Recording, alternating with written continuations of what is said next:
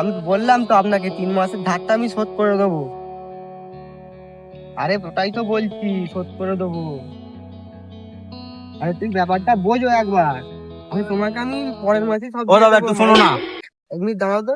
হ্যাঁ বলো। কি হয়েছে তোমার? অনেকক্ষণ ধরে শুনছিলুম, ফোনে কথা বলছিলে। এই সমস্যা দাদা একটা হয়েছে।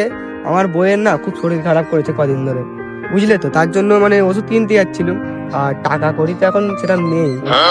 আর সমস্যা হচ্ছে 3 মাসের এখনো মানে ভাড়াটা বাকি আছে, মানে ওটাও দিতে পারছি না। মানে ওষুধের দোকান অনেক ধার করা আছে, সেটাও দিতে পারছি না। তাহলে দাদা আমি তোমায় কিছু হেল্প করতে পারি? তোমার তো এই বইয়ের শরীর খারাপ বলছিলে। তাহলে দিলে খুব ভালোই হয়।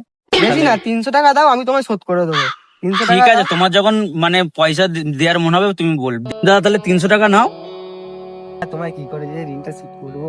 এইটা আমার কর্তব্য। আমার মা বাবা মানে না দাদা, সত্যি করে বলছি, আমার মা বাবা আমাকে ওরম শেখায়নি। কিছু যদি গরিবদের দান করো সেটা পুণ্য হবে, ওই জন্য আমি করি। ঠিক আছে, করি তাহলে দাদা। হ্যাঁ আয় ভাই।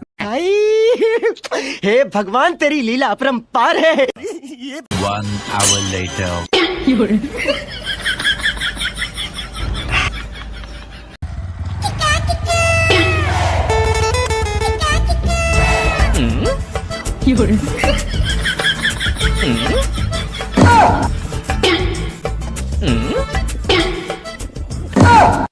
ও দাদা, তুমি বললে এই বইয়ের শরীর খারাপ।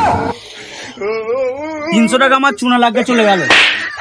দেখলে তো বন্ধু, এই জন্য কাউকে বিশ্বাস করতে নেই।